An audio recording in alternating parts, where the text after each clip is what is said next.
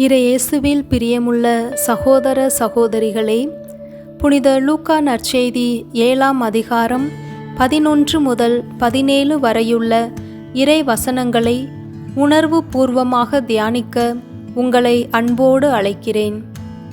இந்த நற்செய்தி பகுதியிலே இயேசு நயின் நகர கைம்பெண் மீது காட்டிய பரிவும் இரக்கமும் நமக்கு படம் பிடித்து காட்டப்படுகிறது. பரிவு என்பது கருணையின் ஒரு பரிமாணம். பிறர் துன்பம் கண்டு துடிதுடித்து அந்த துயரை போக்க உதவிக்கரம் நீட்டுவதுதான் பரிவின் உச்சநிலை.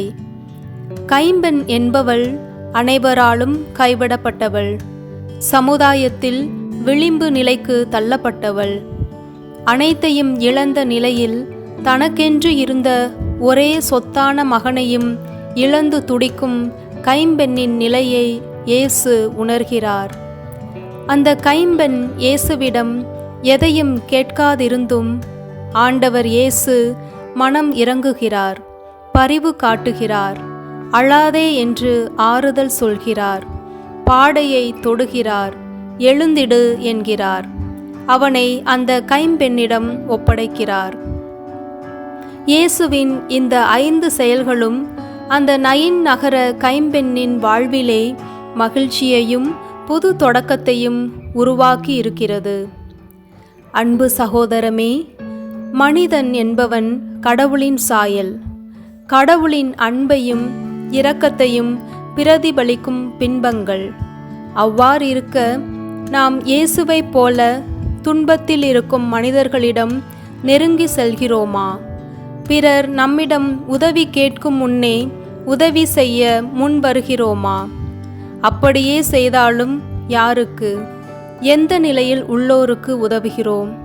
வெறும் வார்த்தையோடு நம் உதவி நின்று விடுகிறதா? சிந்திப்போம். ஏழைகள், நோயுற்றோர், சமூகத்தில் ஒடுக்கப்பட்டோர், படிப்பில் பின்தங்கியோர் என்ற தேவையில் இருப்போருக்கு நமது நிலைப்பாடு என்னவாறு இருக்கிறது?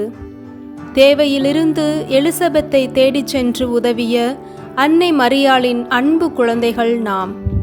அன்னை மரியாளையும் அவர் மகன் இயேசுவையும் நிறைமாதிரியாக கொண்டு தேவையில் இருக்கும் அனைத்து உயிர்களுக்கும் இரக்கத்தையும் அன்பையும் காட்டுவோம். நம் வார்த்தைகளும் செயல்களும் பிறரின் மகிழ்ச்சிக்கு உரமாகட்டும்.